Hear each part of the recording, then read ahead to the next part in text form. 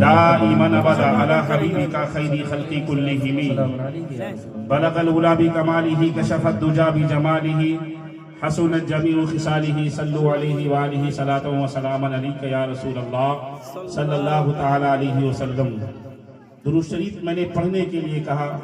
बाद नमाज ईशा से अब तक मैं देख रहा हूँ कि ये जलसा जिस तरह से होना चाहिए था उस तरह हो नहीं रहा है, क्योंकि अल्लाह के महबूब बंदे के नाम से ये महफिल का इनकाद किया गया है और आप तमामी हजरात इनके फ्यूजू बरकत लेने के लिए हाजिर आए हैं।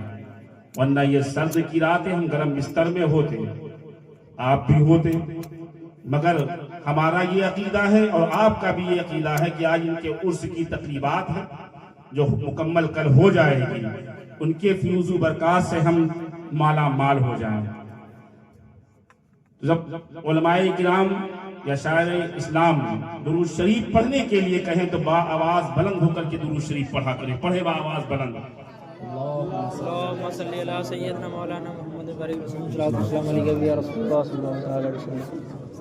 अल्लाह के रसूल इरशाद फरमाते हैं जो मुझ पर मोहब्बत के साथ में एक मर्तबा दरूद शरीफ पढ़ता है उसके नाम का एक दरख्त जन्नत में लगाया जाता है। कहाँ है अली? चला गया कहीं। उसके नाम का एक दरख्त जन्नत में लगाया जाता है। अब फैसला आपको करना है कि जन्नत में आज एक दरख्त लगाना है कि पूरा का पूरा बागीचा लगाना है। मैंने जिस आयत करीमा का पढ़ने का शर्फ हासिल किया उसमें अल्लाह वजहुल करीम इरशाद फरमाता है, अल्लाह के नजदीक सबसे पसंदीदा दीन दीन इस्लाम है।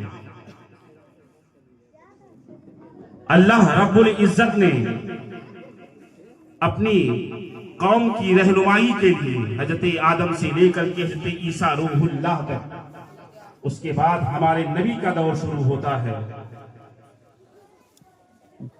अपने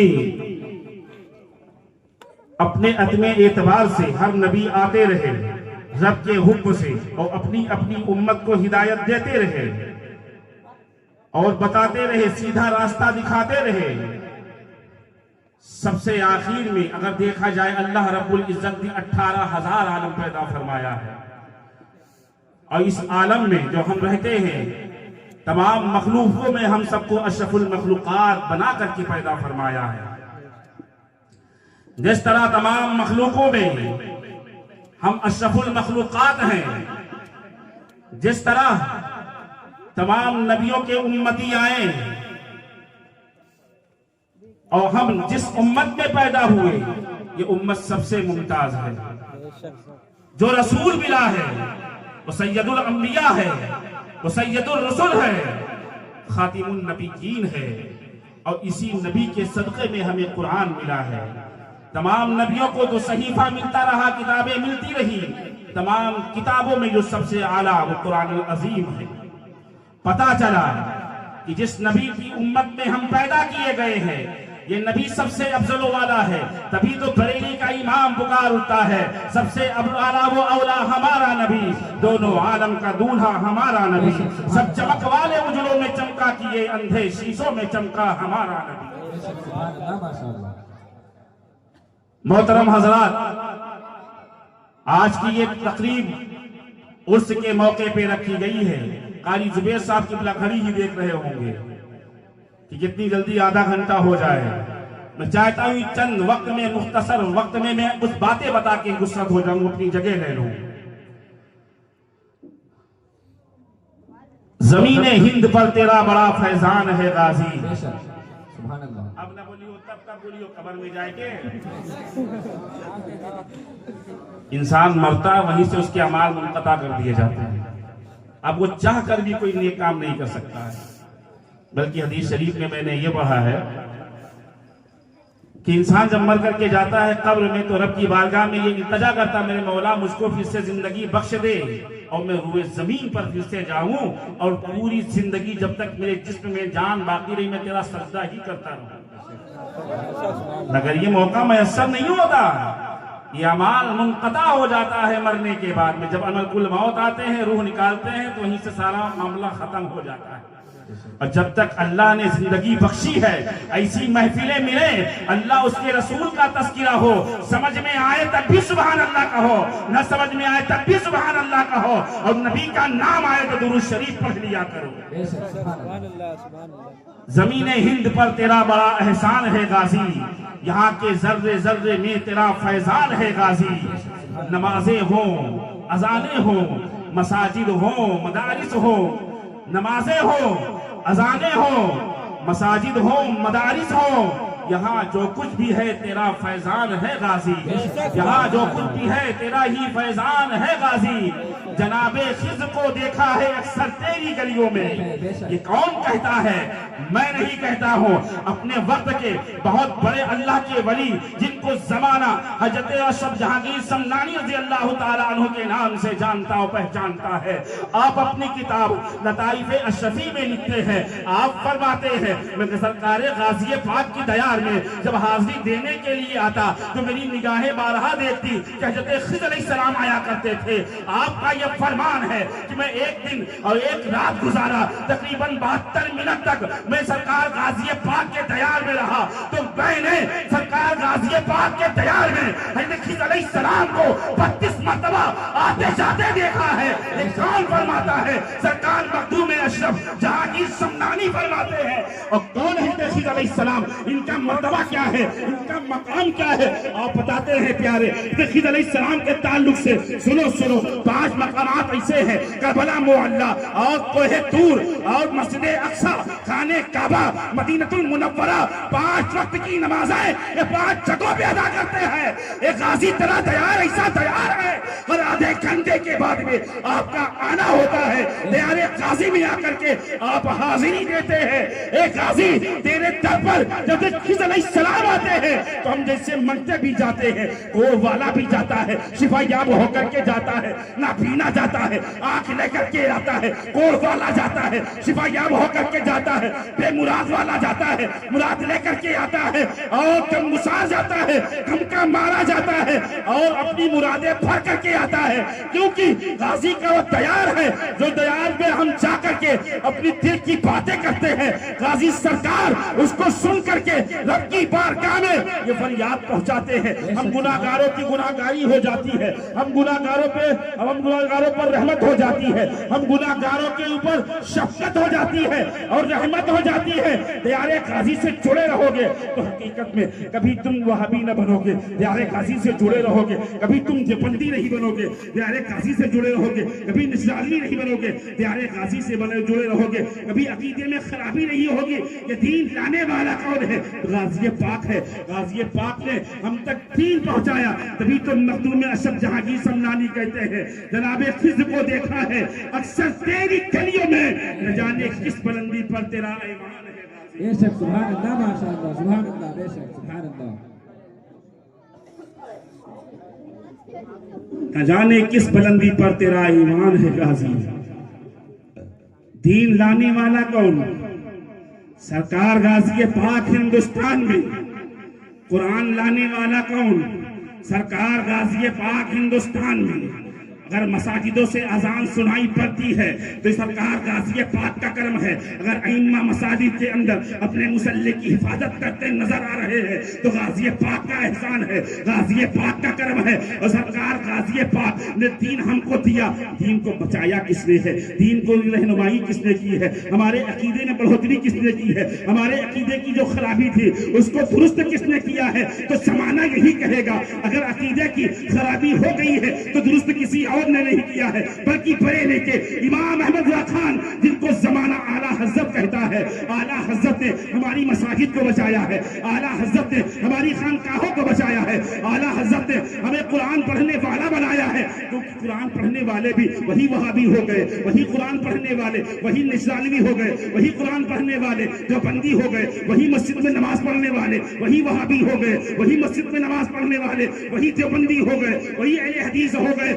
अलबत्ता यूं कह लिया जाए, अपने अपने एतबार से अपने अपने अकीदे में गड़बड़ी पैदा करते जा रहे हैं। वही कुरान है, वही नमाजें हैं, मगर पढ़ने का अंदाज अलग अलग है। क्योंकि जब कारी पढ़ता है, जब सुन्नी पढ़ता है तो मोहब्बत के साथ में पढ़ता है। जो तर्जमा सही होता है उस तर्जमे के तहत वो अमल करता है और उसका ये अकीदा होता है। जब नमाज पढ़ता है कि नबी का नाम से नमाज में मेरे नबी का ख्याल आएगा तो मेरी नमाज मुकम्मल हो जाएगी। और देवबंदी का अकीदा होता है कि नमाज में ख्याल अगर नबी का आ गया तो नमाज नहीं होगी, नमाज बातिल हो जाएगी, नमाज खत्म हो जाएगी। वो तेरी नमाज है, अगर तू मुस्तफा को याद कर तो तेरी नमाज ना अदा होगी। हम सुन्नियों का ये अकीदा है कि जब तक मुस्तफा का ख्याल नमाज में ना आए नमाज मुकम्मल हो ही नहीं सकती। बेशक सुभान अल्लाह माशाअल्लाह, बेशक सुभान अल्लाह।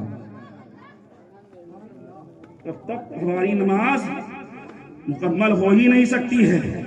अभी बाकी है 21 मिनट, इंशाअल्लाह 21 मिनट में अपनी बात पूरी कर दूं। बताना ये चाहता हूं, दयारे गाजी कुरान लेकर के आए, नमाज लेकर के आए, अज़ाने लेकर के आए, दीन हम तक पहुंचाया।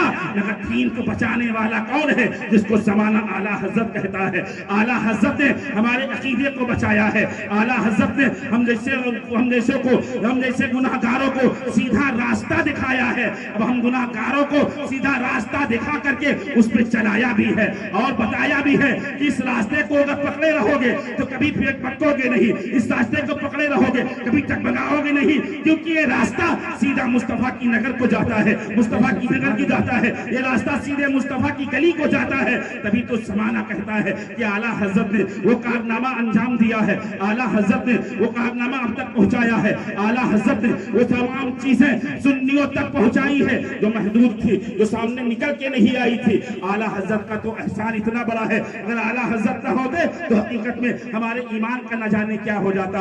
मोहतरम हज़रात, मैं कहना इस बात को चाहता हूँ कि आप दयारे गाजी में रहते हैं। दयारे गाजी का बहुत बड़ा दयारे गाजी की जात बहुत बड़ी है, क्योंकि दयारे गाजी की हिस्ट्री अगर देखी जाए, अभी आप मौलाना वसीमुल कादरी साहब की वजह से हिस्ट्री सुनेंगे कि दयारे गाजी का दयार कैसा है, उनका मरातिब कैसे, उनके मरातिब कैसे है, उनका नसब नामा क्या है, मौलाना वसीमुल कादरी साहब की बिला बयान करेंगे। मगर मैं एक बात बता देना चाहता हूँ प्यारे, तकरीबन ये 8 साल के बाद में ये दोबारा मौका मिला है बंदरियाबाद के अंदर। 8 साल पहले हम लोगों को बुलाया गया था, हम लोग जब आए थे तो उसी मौके पर हमने कहा था कि आप जो उसकी तमाम तकरीबात में एक चीज ऐसा करते हैं, क्या करते हैं, उसमें आप कव्वालिया करते हैं। कव्वालिया किस तरह से करते हैं, शरीयत ने किस तरह से जायज कव्वाली करने का हुक्म दिया है। प्यारे सुनो, आज बुलाया चाहे 20 साल के बाद फिर बुलाना, मगर अपनी बात कह करके जाऊंगा, जो सही हो कह के जाऊंगा। हक अच्छी लगे तो समझ लेना, अगर ना अच्छी लगे तब भी समझना, और न समझ में आए उसको निकाल देना।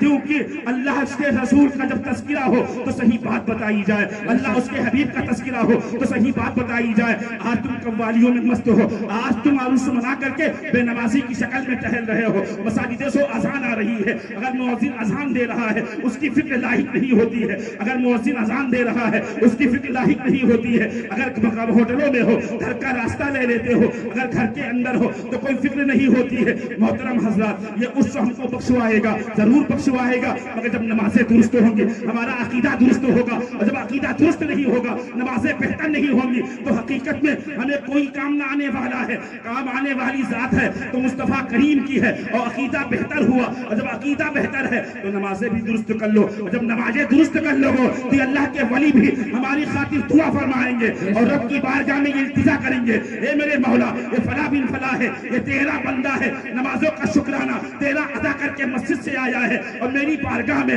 आकर के तेरा मेरी बारगाह में आकर के वसीला बना करके मौला तेरी बारगाह में दुआ कर रहा है। ए मेरे मौला, इसकी दुआओं को रायगा ना कर। ए मेरे मौला, मैंने इसकी दुआओं में आमीन कह दिया है, तो हकीकत में अगर इन्होंने आमीन कह दिया तो इनका आमीन कहना हमारे लिए जरिए निजात हो जाए। सुभान अल्लाह, नारे तकबीर, नारे रिसालत, उलमाए अहले सुन्नत, उर्से मुक़द्दस, नारे तकबीर, नारे रिसालत, सुभान अल्लाह माशाअल्लाह।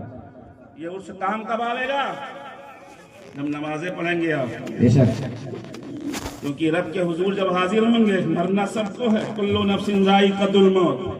कोई पैसा वाला समझे कि हमें नहीं मरना है, हम 50 करोड़ के मालिक हैं, बैंक बैलेंस है, बल्कि हदीस शरीफ तो यूं है कि जिसके पास जितना ज्यादा पैसा है रब की बारगाह में उतना ही ज्यादा उसको हिसाब भी देना है।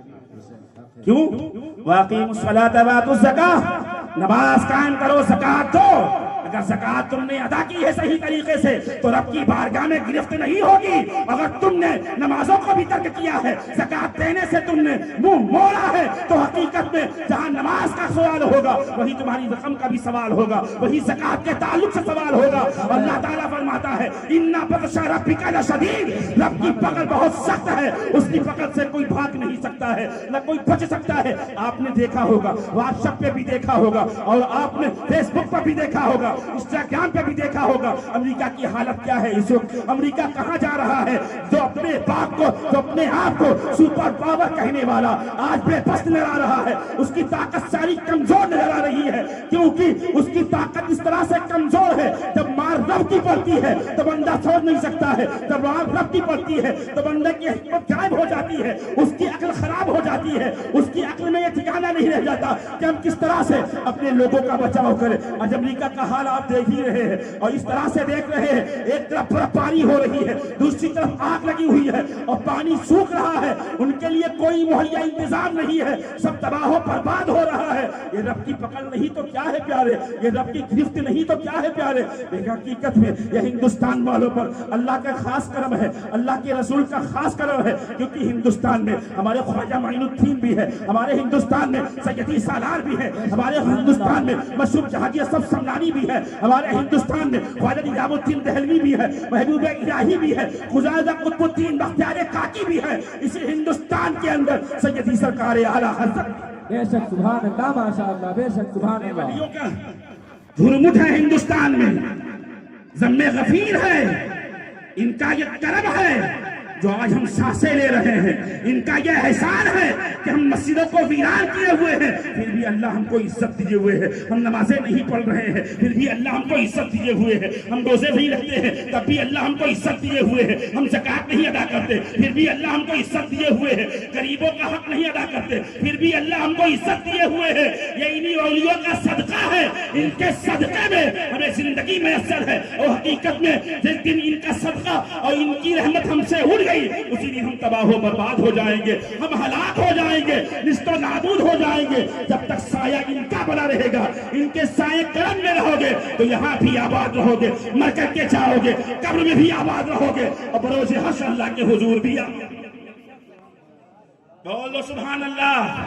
अगर मुंह में बर्फ जमा के ना बैठे हो तो बोलना जानो थोड़ा, कहो सुभान अल्लाह, तो सुभान अल्लाह, कहो या रसूल अल्लाह, या रसूल अल्लाह,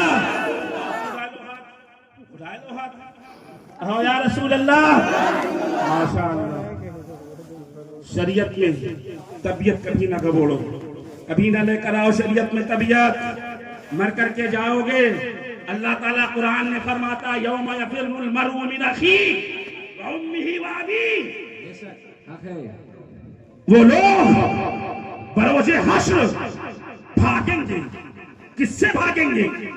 अपनी औलादों से भागेंगे, अपने माँ बाप से भागेंगे, अपने रिश्तेदारों से भागेंगे, अपनी बीवियों से भागेंगे, अपने बेटे से भागेंगे, अपनी बेटियों से भागेंगे, बल्कि यूं कह लिया जाए सिर्फ अपने लिए तने तनहा दौड़ेंगे। ये कुरान की आयत करीमा है। और दिन कौन सा होगा? बरोज़े हश्र होगा, अल्लाह के हुजूर हम हाजिर किए जाएंगे। आज समझते हो और शादियां हो जाती है और बीवियों के पल्लू में बंद करके माँ बाप को ठुकरा देते हो, माँ बाप को एक तरीके से छोड़ करके अपनी बीवियों के साथ में रहना पसंद करते हो। प्यारे जरा सोचो, माँ बाप का हक क्या है? अल्लाह ताला कुरान मजीद में फरमाता है, अगर मैं इस पे तफसीरा करूं बड़ी लंबी बात हो जाएगी। हकीकत में कोई इबादत रब की बारगाह में कबूल नहीं है जब तक वालिदैन नाराज है। तुम बार बार हज को जाओ, अगर वालिदैन नाराज है तुम्हारा हज करना रब की बारगाह में कबूल नहीं होता है। तुम बार बार उम्रे को जाओ, अगर माँ बाप नाराज है वो उम्रा कबूल नहीं होगा। लाख सदका और खैरात करो, माँ बाप नाराज है तो नाराजगी के सबब अल्लाह ताला तुम्हारी कोई नफली इबादत को कबूल नहीं फरमाता है।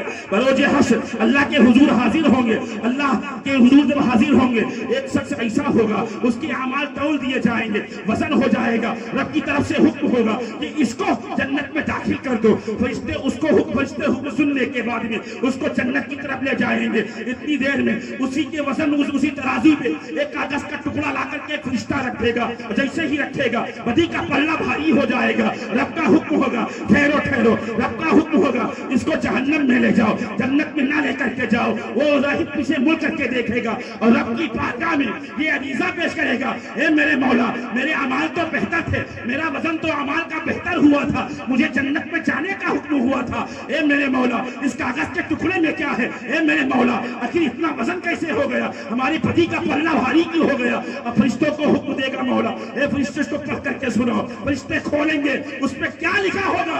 लफ्ज़े उफ, लफ्ज़े उफ लिखा होगा, कुछ नहीं इसके अलावा।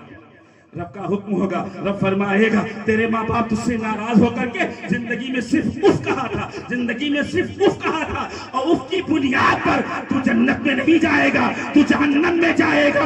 बताओ प्यारे, जिसने माँ बाप को दुनिया के अंदर तकलीफें दी हो, तमाम परेशानियां दी हो, और परेशानियां देने के बाद में कहते हैं माँ बाप ने मेरे साथ क्या किया है, माँ बाप ने मेरे साथ में कौन सा ऐसा काम कर दिया है। हकीकत में सबसे बड़ा एहसान तो माँ बाप का तो ये है कि नौ माँ तुझको पेट में रख करके तमाम तकलीफें बर्दाश्त करके तुझको दुनिया में पैदा किया, और अल्लाह उसकी रसूल से तुझको दुनिया में आना हुआ, और तुम कहते हो माँ बाप ने क्या किया है। हकीकत में इसीलिए माँ बाप के ताल्लुक से अल्लाह के हबीब इरशाद फरमाते हैं, माँ के कदमों के नीचे जन्नत है, अब आप उसका दरवाजा है। क्यों कहा है अल्लाह के रसूल ने? इसी बुनियाद पर कहा है। मगर माँ बाप को तकलीफ देने के बाद में सोचते हो हम तरक्की याफ्ता लोग हैं, हम तरक्की कर रहे हैं, हम सोचते हैं कि हम बड़ी बड़ी गाड़ियों से टहल रहे हैं, हमारे पास मालो मता है, सब कुछ खरीद सकते हैं। तुम दुनिया में सब कुछ तो खरीद सकते हो, मगर माँ बाप की नाराजगी अगर है तो तुम हमारे सालिया बेहतर नहीं खरीद सकते हो, क्योंकि रब के हुजूर वो तुम पर मुंह पे मार दिया जाएगा। क्योंकि अल्लाह ताला वही इबादत को पसंद फरमाता है जो इंसान दुनिया में रह करके अपने माँ बाप को खुश रखता है, फिर नमाज़ें पढ़ता है, अपने माँ बाप को खुश रख करके फिर ज़कात देता है, अपने माँ बाप को खुश रख करके फिर वो हज को जाता है, फिर वो उम्रे को जाता है, तमाम नेकियां करता है। तो अल्लाह के रसूल इरशाद फरमाते हैं उसकी नेकियां रायगा नहीं जाती है, बल्कि रब के हुजूर उसकी नेकियां में इजाफा हो जाता है, और रब के हुजूर उसकी अमाल में बढ़ोतरी हो जाती है, और अब उसको कबूल फरमा लेता है। बेशक सुभान अल्लाह, माशाअल्लाह, बेशक सुभान अल्लाह। अच्छा है नहीं हो रहा है, भी 10 मिनट बाकी पूरा शरीफ पढ़े।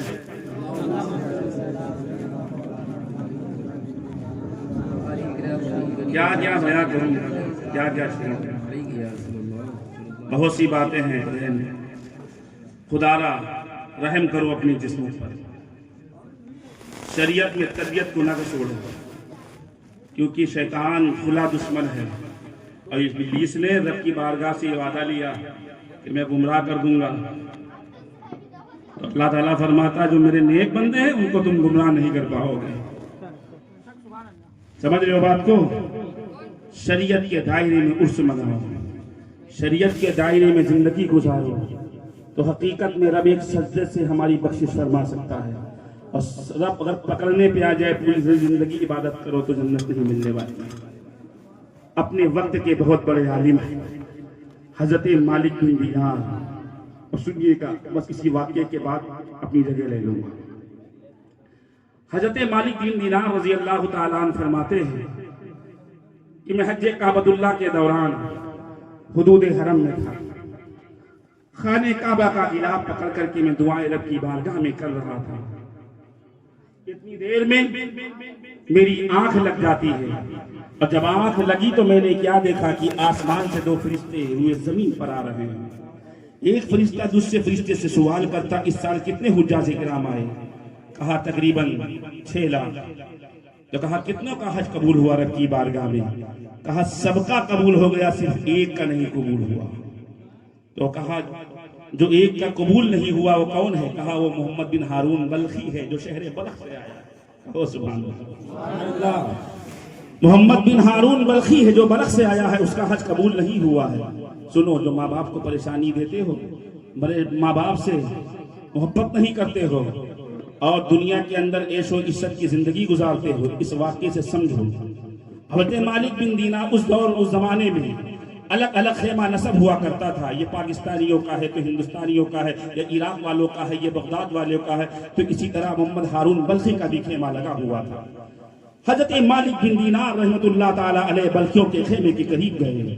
पूछा इसमें मोहम्मद बिन हारून बल्खी कौन है? कहा अच्छा तू अल्लाह वाला है।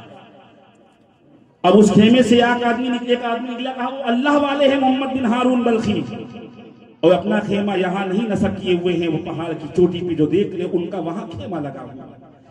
अब हजरत मालिक बिन दीनार की चाहत और बढ़ गई कि अल्लाह की इबादत करने वाला, इबादत गुजार, और अपने खेमे से हट करके उसने अपना खेमा अलग नस्ब किया है, उसकी इबादत का ये हाल है, और उसका ये हज कबूल नहीं हुआ है। हजरत मालिक बिन दीनार वहां पहुंचने के बाद में हजरत मालिक बिन दीनार ने क्या देखा? मोहम्मद बिन हारून बल्खी रब का सजदा कर रहा है और नमाज से फारिग होता है। जब सलाम फेरता है, सलाम फेरने के बाद में मोहम्मद बिन हारून बल्खी कहते हैं, ए मालिक बिन दीनार आ गए आप बताने के लिए कि मेरा हज रब की बारगाह में कबूल नहीं हुआ है। अब मालिक बिन दीनार की चाहत और बढ़ गई, न कभी मुलाकात इनसे हुई है, न तो कभी हमारी इनकी जान पहचान हुई है, न कभी हम इनसे मिले हैं, न कभी इन्होंने न कभी ये से मिले हैं, मगर ये मेरा नाम भी जानते हैं और मेरा नाम भी जानते हैं, और ये भी जानते हैं कि मेरा हज कबूल नहीं हुआ है। इतनी बात जब सुनते हैं, सुनने के बाद में मालिक बिन दीनार फरमाते हैं, पूछते हैं बता तेरा मामला क्या है? तू अल्लाह का इतना खास बंदा नजर मालूम होता है, आखिर तुझको पता कैसे चल गया कि मैं मालिक बिन दीनार हूँ और अरब की बारगाह से ये पैगाम आया है कि मेरा हज कबूल नहीं हुआ है। इतनी बात जब मालिक बिन दीनार से मोहम्मद बिन हारून बल्खी सुनते हैं, सुनने के बाद में आप फरमाते हैं, कहते हैं हाँ मैं फरिश्तों का झुरमुट हुए जमीन से, आसमान से हुए जमीन पर आया तो मैंने एक दूसरे को गुफ्तगू करते हुए सुना। एक फरिश्ते ने दूसरे फरिश्ते से कहा तो मेरी दिल की तरफ पड़ गई, मैं तुमसे मुलाकात करूं। मैं तुम्हारे खेमे के करीब गया, वहां से पता लगा करके मैं यहाँ आया, आखिर तू इबादत गुजार है, आखिर तू इबादत पे इबादत करता है। तो मोहम्मद बिन हारून बल्खी कहते हैं ये मेरा 24वां हज है, इससे पहले मैं 23 हज कर चुका हूँ, मगर रब की बारगाह में मेरा कोई हज कबूल नहीं हुआ है। जब ये हज मुकम्मल हो जाता है, कोई आकर के मुझको बता देता है ए मोहम्मद बिन हारून बल्खी तेरा ये हज कबूल नहीं हुआ है रब की बारगाह में। इतना सुनते हैं, सुनने के बाद में मालिक बिन दीनार पूछते हैं, कहते हैं बता तेरी इबादत का हाल क्या है, आखिर तेरी जिंदगी का मामला क्या है? और मोहम्मद बिन हारून बल्खी कहते हैं माह रमजान का महीना था, मैं इससे पहले शराब नोशी किया करता था, इससे पहले शराब पिया करता था। माह रमजान का महीना था, मैं अपनी वालदा से कहा खाने के लिए कुछ दो, मेरी वालदा ने कहा कम से कम माह रमजान का तू एहतराम कर। इतनी बात जब मेरी वालदा ने कहा, मैंने उनको एक तमाच लगा दिया और एक तमाचा मारा, मेरी वालदा गिर गई आग के अंदर। मैं नशे में धुत रहा, मैं अपने कमरे में चला गया। जब मैं कमरे के अंदर गया तो मैं रात गुजारा। रात गुजारने के बाद जब सुबह का सवेरा नमूदार हुआ, मेरी बेगम अपना सामान पैक कर रही थी। मैंने पूछा ए मेरी बेगम तुम कहाँ जा रही हो, अपना सामान क्यों पैक कर रही हो? हजरत मोहम्मद बिन हारून बल्खी अपनी बेगम से पूछते हैं, उसकी बेगम कहती है जो अपनी वालदा का ना हुआ, जो अपनी माँ का ना हुआ, वो मेरा कैसे हो सकता है? आखिर मामला क्या है, माजरा क्या है? कहा जब तुम नशे में कर आए थे, अपनी वालदा को तुमने मारा था, तुम्हारी वालदा जलती हुई तंदूर में गिर गई थी और जल करके राख हो गई थी, और जब राख हुई थी तो तुम्हारी वालदा की जब से परवाज होने वाली थी तो तुम्हारी वालदा ने कहा था मेरे बेटे मोहम्मद हारून बल्खी को मेरा चेहरा ना देखने देना, मेरे जनाजे में शिरकत ना करने देना। इसी सबब न तुमको चेहरा देखने दिया गया, न तुमको उनके जनाजे में शिरकत करने दिया। और मोहम्मद बिन हारून बल्खी कहते हैं मैं रोने लगा और रब की बारगाह में मैंने वही सच्चे दिल से तौबा कर लिया, और जिस हाथ से मैंने मारा था उस हाथ को काट लिया। उसी दिन से मैंने नमाज पढ़ना शुरू कर दिया, तमाम बुरे काम को छोड़ दिया। उस दिन से मैं रोजा रख रहा हूँ, तब से मेरा ये 24वां हज है, रब की बारगाह में कबूल नहीं हुआ है, क्योंकि मेरी माँ मुझसे नाराज होकर के गई थी और वालदा मेरी नाराज है। इसी सबब में आता हूँ कि मौला मेरा मान है, मौला मेरा राजी हो जाए। मोहतरम हजरात, जो माँ बाप को परेशान करते हैं, माँ बाप को तकलीफें देते हैं, वो दुनिया के अंदर अगर चाहें ऐसो इज्जत की जिंदगी गुजारें, और जिंदगी गुजारने के बाद में अगर वो सोचें कि उनके अमाल में बढ़ोतरी हो रही है, उनके अमाल में इजाफा हो रहा है तो उनके अक्ल का धोखा है प्यारे। माँ बाप को राजी करो फिर इबादत करो, माँ बाप को राजी करके तमाम चीजें तमाम अराकीन को अदा करो और हज को जाओ, उम्रा को जाओ, नमाजों की पाबंदी करो। अल्लाह रब्बुल इज्जत की बारगाह में दुआ है, मौला करीम अगर बोलने में कुछ गलती हुई हो सच्चे दिल से तौबा करता हो। सब लोग पढ़े अस्तगफिरुल्लाह रब्बी मिन कुल्ली ज़ंबिन व अतूबु इलैह, ला इलाहा इल्लल्लाह मुहम्मदुर रसूलुल्लाह सल्लल्लाहु तआला अलैहि वसल्लम। अस्सलामु अलैकुम। अभी भी 2 मिनट बाकी है।